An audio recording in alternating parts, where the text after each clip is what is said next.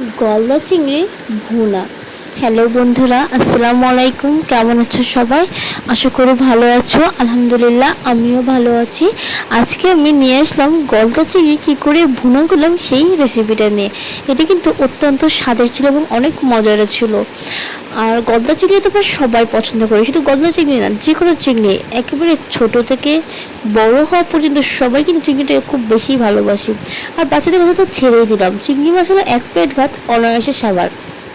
তো চলো দেখে আসি কী করে আমি আজকে গলদা চিংড়ি ভুনা করলাম সেটা। এখানে আমি গলদা চিংড়ি নিয়েছি। গলদা চিংড়ি যেহেতু আমার ফ্রিজে ছিল, সেই জন্য আমি একটু লবণ দিয়ে আর একটু লেবু দিয়ে মাখিয়ে ভালো করে ধুয়ে নিয়েছিলাম। আর নিয়েছি এখানে টমেটো কুচি। আমি টমেটো সসের বিরুদ্ধে টমেটো কেচাপটাই ব্যবহার করবো, এটা থেকে খাবারের স্বাদটা আরও বেশি ভালো আসবে। নিয়ে নিচ্ছি এখানে পেঁয়াজ কুচি এবং কাঁচামরিচ কুচি। পেঁয়াজের পরিমাণটা অবশ্যই বেশি করে নেবেন, ভুনায় পেঁয়াজটাই বেশি টেস্ট আনে। এখানে নিয়েছি পেঁয়াজ বাটা এবং আদা ও রসুন বাটা। পেঁয়াজ কুচি ও পেঁয়াজ আমি দুইটাই ব্যবহার করব, এতে করে আরও বেশি ভালো হবে। প্রথমে আমি কড়াইয়ে তেল গরম করে নিব। তেল গরম হয়ে গেলে এর মধ্যে দিয়ে দেবো পেঁয়াজ কুচি। যে পেঁয়াজটা আমি কুচি করে রেখেছিলাম সেই পেঁয়াজটাকে দিয়ে দিচ্ছি। পেঁয়াজ কুচিটাকে খুব ভালো করে লাল করে নেব। যত আপনি এটা কালার করবেন, একটু বেরেস্তা মতো হবে, তখন ততই খেতে কিন্তু স্বাদ হবে। দিয়ে দিচ্ছি একটা তেজপাতা। আমি এখানে দারচিনি অ্যাড করব না। দারচিনি অ্যাড করলে অন্যরকম একটা গন্ধ আসে, অন্যরকম একটা ফ্লেভার আসে। তো আমি চাচ্ছি এখানে দারচিনিটা অ্যাড করতে। দারচিনি ছাড়াই আজকে আমি রান্না করে দেখাবো। দারচিনি দিলে যে সবসময় ভালো লাগে এমনটা না, কেউ চাইলে দিতেও পারেন, আবার কেউ চাইলে স্কিপও করতে পারেন। দেখেন আমার এটা খুব ভালো করে কালার হয়ে এসেছে, একেবারে লালচে কালার করে নেব। যখন এটা কালার একেবারে লাল হয়ে আসবে, তখন আমি এর মধ্যে দেবো যে পেঁয়াজ বাটা রেখেছিলাম, সেই পেঁয়াজ বাটা দিয়ে দিচ্ছি। পেঁয়াজ বাটা দেওয়ার পরে একটু ভালো করে লাল করে নেব। পেঁয়াজ বাটা এবং পেঁয়াজ কুচি দুটোই একসাথে কালার চেঞ্জ হওয়া পর্যন্ত অপেক্ষা করব। এটা কিন্তু দুটো একসাথে ভেজে নিলে কিন্তু এটা স্বাদটাই অন্যরকম আসে। আপনারা একবার হলে এভাবে ট্রাই করে দেখবেন। দিয়ে দিচ্ছি এবার আদা এবং রসুন বাটা। আমি আদা ও রসুন একসাথে বেটে নিয়েছিলাম।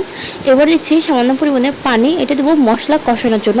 মশলা যত কষানো হবে ততই কিন্তু বোনার স্বাদটা দ্বিগুণ থেকে দ্বিগুণ বেড়ে যাবে। দিয়ে দেবো এর মধ্যে 1 চামচের মতো হলুদের গুঁড়া, আর দিয়ে দেবো মরিচের গুঁড়া। আমি এখানে কাঁচা মরিচও ইউজ করব, আবার মরিচের গুঁড়োটাও ইউজ করব। কাঁচা মরিচ একটু কম দেবো, যেহেতু এটা ভুনা হবে, সেহেতু আমি মরিচের গুঁড়োটাই খুব বেশি ইউজ করব। এখানে আমি 1.5 চামচের মতো মরিচের গুঁড়ো অ্যাড করে দিয়েছি। খুব ভালো করে এবার নাড়াচাড়া করে নেব যতক্ষণ মশলাটা কষে যাবে। পানিটা শুকিয়ে আসলে এর মধ্যে আমি যে টমেটোগুলো কুচি করে রেখেছিলাম সেই টমেটোগুলো দিয়ে দিচ্ছি। এবার খুব ভালো করে নাড়াচাড়া করে নেবো। টমেটো যতক্ষণ না সেদ্ধ হচ্ছে ততক্ষণ নাড়াচাড়া করে নেবো। একটু ভালো করে ভাজা ভাজা হয়ে আসলে এর মধ্যে আমি আবার একটু পানি অ্যাড করব। তার আগে আমি একটু নাড়াচাড়া করে কিছুক্ষণ তেল পর্যন্ত অপেক্ষা করব। দেখো পানিটা কিন্তু একেবারে শুকে যাচ্ছে। দিয়ে দিচ্ছি সামান্য পরিমাণে ভাজা মশলার গুঁড়া। এখানে আমি জিরা, দারচিনি, এলাচ সব একসাথে ভেজে গুঁড়ো করে রেখেছিলাম, তো সেই ভাজা মশলা গুঁড়োটা আমি 1/2 চামচ দিয়ে দিয়েছি। এবার দিয়ে দেবো যে চিংড়ি মাছগুলো আমি ধুয়ে রেখেছিলাম, সেই চিংড়ি মাছগুলো দিয়ে দিচ্ছি।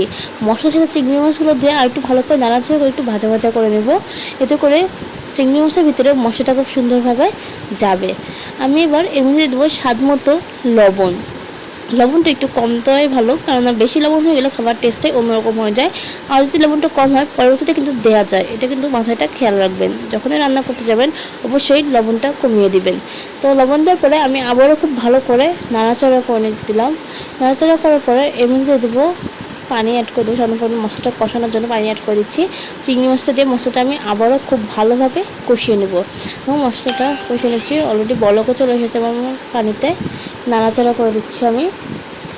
একবার যখন পানিটা শুকিয়ে যাবে তখনই কিন্তু আমি এর মধ্যে ঝোলের পানি অ্যাড করে দেবো।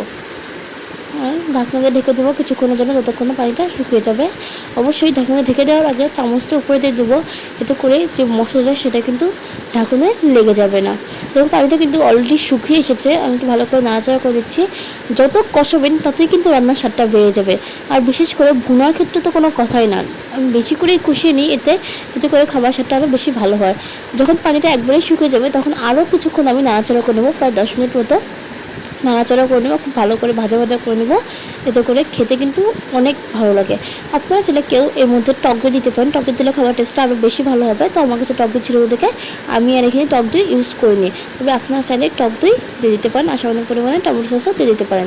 এবার আমি এর মধ্যে ঝোলের পানি দিয়ে দেবো, যেহেতু আমার পুরো প্রসেসটাই শেষ। আমি ঝোলের পানি দিয়ে কিছু করে ঢাকনা দিয়ে ডেকে দেবো, যতক্ষণ না পরিমাণ মতো পানি কমে আসছে। একেবারেই ঝোলের পানি দেওয়ার পরে আমি এখানে শুধু জিরা বেটে রেখেছিলাম, আমি আজকে পেঁয়াজ আর জিরা একসাথে বাটিয়ে দিচ্ছি না, শুধুমাত্র জিরা বাটা দেবো। আর এখানে কাঁচামরিচ যে চিড়ে রেখেছিলাম সেই কাঁচামরিচগুলো দিয়ে দিচ্ছি। আপনারা চাইলে কাঁচামরিচটা স্কিপও করতে পারেন। আর দিয়ে দিচ্ছি জিরা বাটা, আমি কিন্তু শুধু জিরা বেটে রেখেছি, আর কোনো কিছু এখানে অ্যাড করিনি। দিয়ে একটু নাড়াচাড়া করে দিচ্ছি, নাড়াচাড়া করে আবারও এটাকে ঢাকনা ঢেকে দেবো প্রায় 5 থেকে 10 মিনিটের জন্য।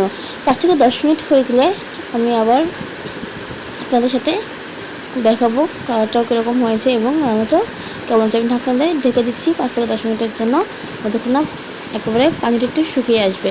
কেননা যেহেতু আমি ভুনা করবো সেহেতু পানিটা শুকানো লাগবে। দেখো পানিটা কিন্তু একেবারেই শুকিয়ে গিয়েছে, আমি এতটুকুই ঝোল রাখবো, আমি খুব বেশি একেবারেই শুকিয়ে ফেলবো না। তোমার